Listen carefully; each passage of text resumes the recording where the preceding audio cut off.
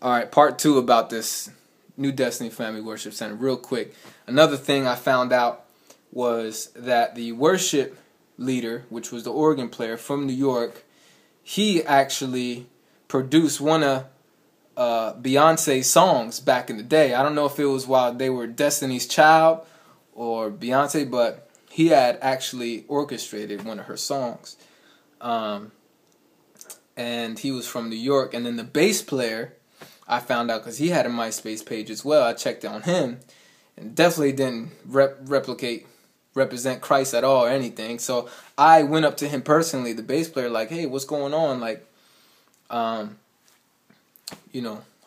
do you see yourself in a few years with the Lord, with Christ? And he goes, yeah, I'm not really ready right now. I was like, not ready? What you mean you're not ready? Like, you up there playing, like... And again, this falls on the leadership, not on these unsaved musicians and singers. This ain't their fault, necessarily, depending on how much they know about the word. But a lot of them, I mean, if you're just a professional musician, you got an opportunity to play. I mean, you're going to do your thing.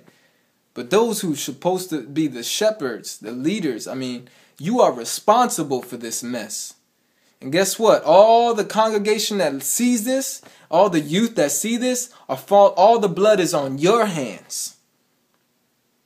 Your hands. So, I left that ministry, man, and it broke my heart. I went home crying that day because my mom knew about it. I told my mom about it, and I was weeping like a little baby to my mom on my knees, like, Ma. I was like, Ma, what the heck is going on with these churches?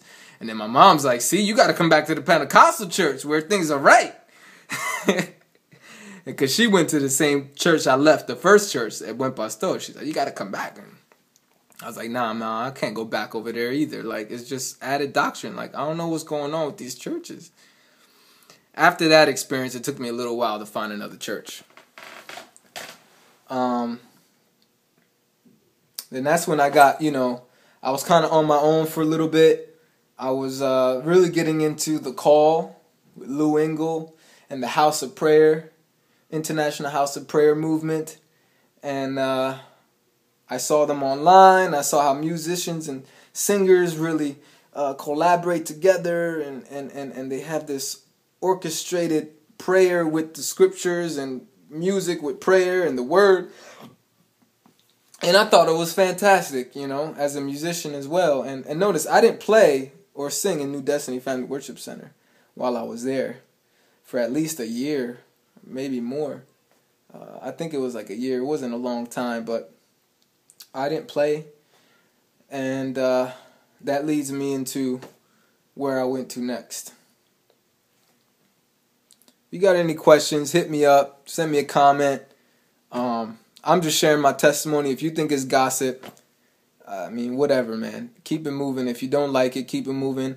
But if you're somebody like me and you're in a church right now and you see some things that are not right, I challenge you to go up to the leadership of that church and address these things and see how they handle it.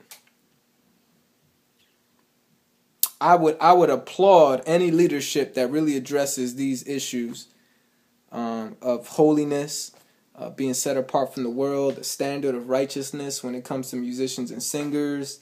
I challenge you. Show me a different story, a different outcome than what I've experienced. But I've experienced a wolf in sheep's clothing right in front of my face.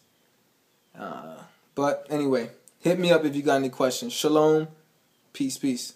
I'm going to make video number 4. Church number 4. Which I don't have that much bad to say about it, but church number 4, my experience.